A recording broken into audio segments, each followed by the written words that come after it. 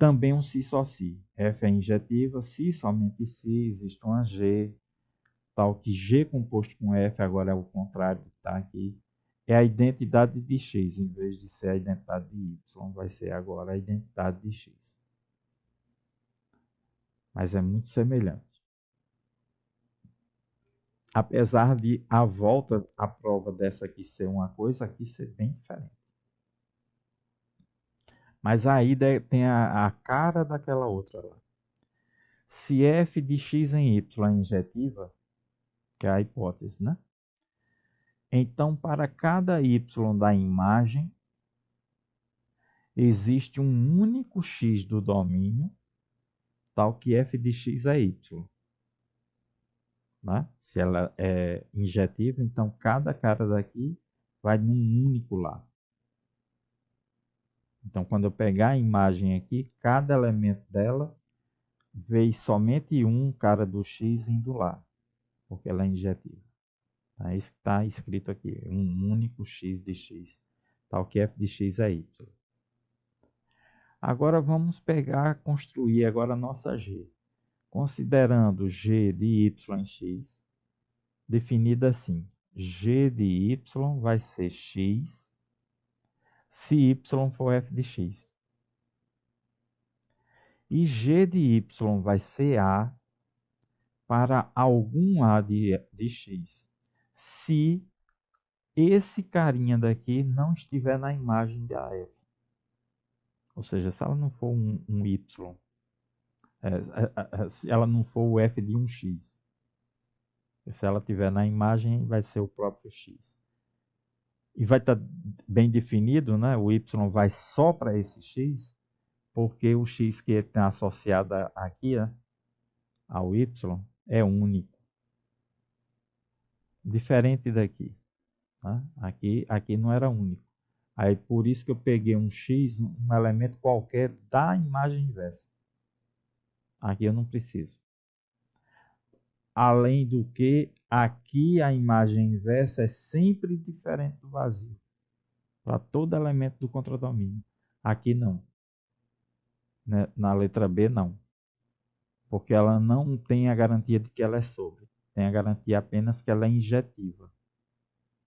Então, f a menos 1 de um determinado elemento do contradomínio pode ser vazio. Quando acontece, eu pego ele e associo a um elemento qualquer do X. Um elemento qualquer aqui do domínio. Vamos pegar um exemplozinho, né? Aquela lá ajudou, acho que aqui vai ajudar também. Pegar um exemplozinho. Injetiva. 1, 2, 3, 4. 7, 8, 9, 10, 11. Injetiva. 1 no 7, 2 no 8, 3 no 9, 4 no 10. Beleza, né? Injetiva. Essa é F. A minha G vai fazer assim. Eu vou escrever a G como naquela hora lá. A G de 7. Ela vai ser o 1. Ela volta para o mesmo cara. Por isso que G de Y é X se o Y for F de X. Ela volta para o mesmo cara. G de 8 volta para o 2. Vou escrever aqui de lado. G de 9 volta para o 3. G de 10 volta para o 4. Agora, quando eu pegar o G de 11, aí lascou. 11 não está na imagem. É o caso aqui, ó. Y não está na imagem, é o 11. Então, joga ele em A, qualquer um. 3. Tem problema nenhum. Qualquer um mesmo. Agora, vamos fazer a composta G composto com F. Tá? G composto com F. G composto com F é quando eu pego G... Vamos colocar aqui X. Vamos colocar os elementos de X, né? 1. G composto com F de 1. Ele é G de F de 1. Quanto é G de F de 1?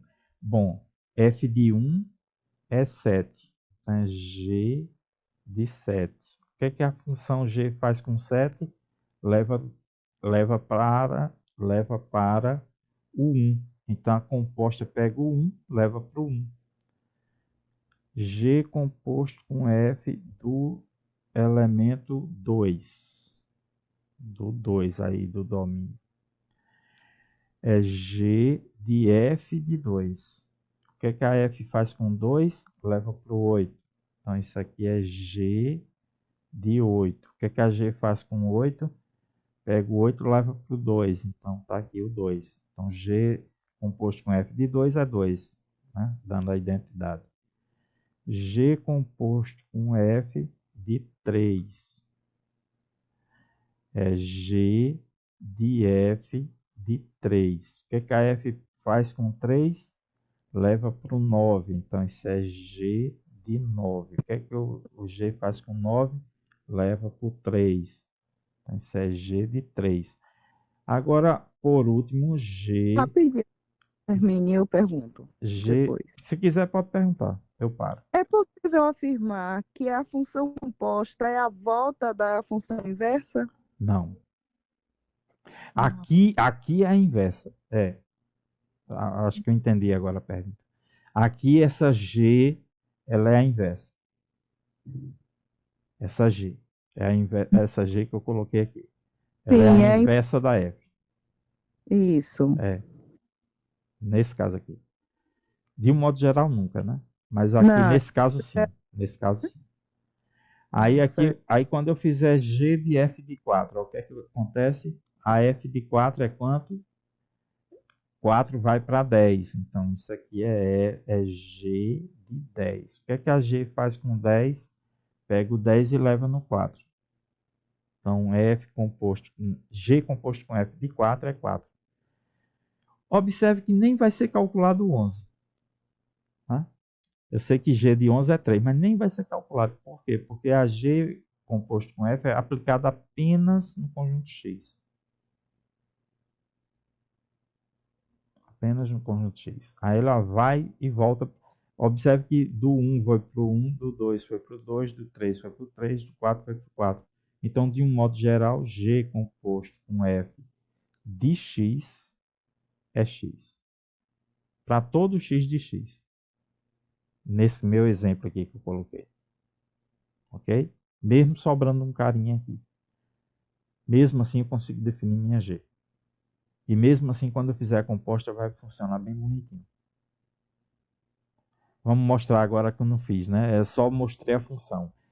Eu peguei uma G de y x, peguei G de y sendo x, se o y for f de x, e vai ser um A qualquer, né? Um A para algum A de x, um A qualquer. Se o y não estiver na imagem, ou seja, se esse cara aqui não for imagem de ninguém, for um cara que está sobrando, pego ele e volto para qualquer um deles. Não importa se ela vai, não vai ser, a G ela não vai ser injetiva, né? A G não é injetiva. Nesse caso aqui. Nesse caso aqui. Mas não importa.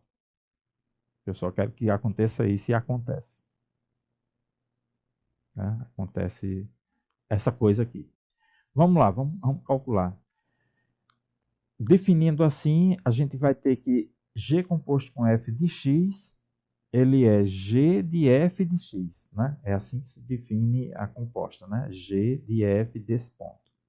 Então, G de F de X. Acontece que F de X é Y. Isso para cada x de x. Vai existir para cada, na verdade é o contrário, né? Para cada cara da imagem vai ter um único x em x que vai lá.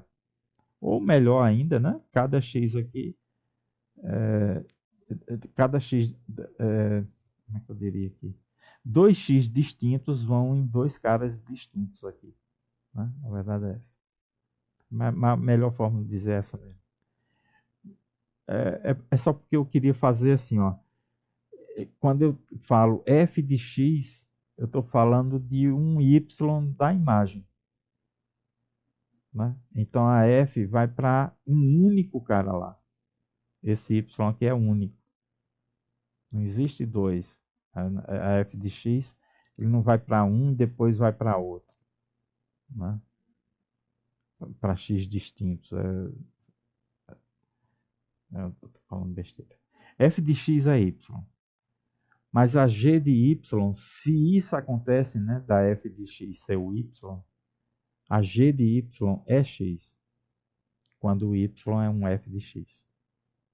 Lembra que aqui no exemplo, né, quando eu faço, eu só vou estar trabalhando com os caras da imagem. O cara que está fora da imagem, ele vai para um qualquer, mas na composta ele não aparece. Esse A que aparece aqui, pode aparecer ou não, mas se aparecer, né, pode até ser mais de um. Aqui no meu exemplo era um, mas poderia até ter mais de um aqui. Mas se tiver, ele não vai entrar nessa conta. Quando eu fizer essa conta aqui, eu vou estar variando, a f varia todo mundo de x.